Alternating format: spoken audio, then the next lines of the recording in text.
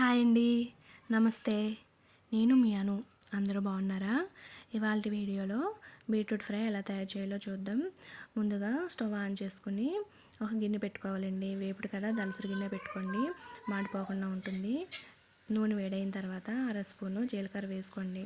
జీలకర్ర వేగిన తర్వాత ఒక పావు స్పూన్ ఉంటుందండి, పావు స్పూను ఆవాలు కూడా వేసుకుని వేయించుకోండి. ఆవాలు వేగిన తర్వాత పల్లీలు కావాల్సినవి వేసుకోండి.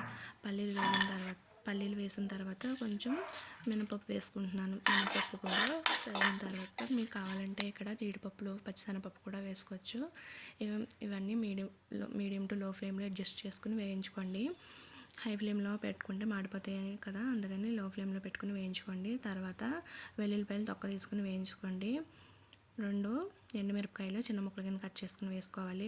2 రెమ్మలు కరివేపాకు తుంచుకుని వేసుకోవాలి. 2 పచ్చిమిరపకాయలు చిన్న చిన్న ముక్కలు కట్ చేసుకుని వేసుకోవాలి. ఇవన్నీ వేగిన తర్వాత 3 మీడియం సైజు బీట్రూట్లు ఉంటాయి కదా, వాటి తొక్క తీసేసుకుని ఇలా దాంతో తురుముకోవాలి.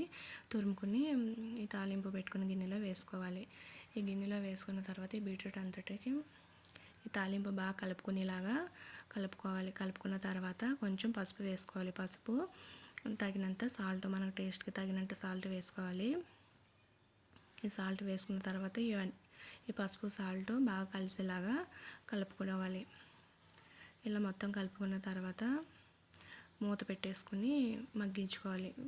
మధ్య మధ్యలో కలుపుకుంటూ ఇలా మూత పెట్టేసుకుని మగ్గించుకుంటే త్వరగా వేగిపోతుందండి.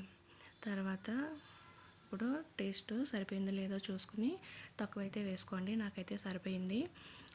అంతేనండి, బీట్రూట్ వేపుడు రెడీ అయిపోయింది.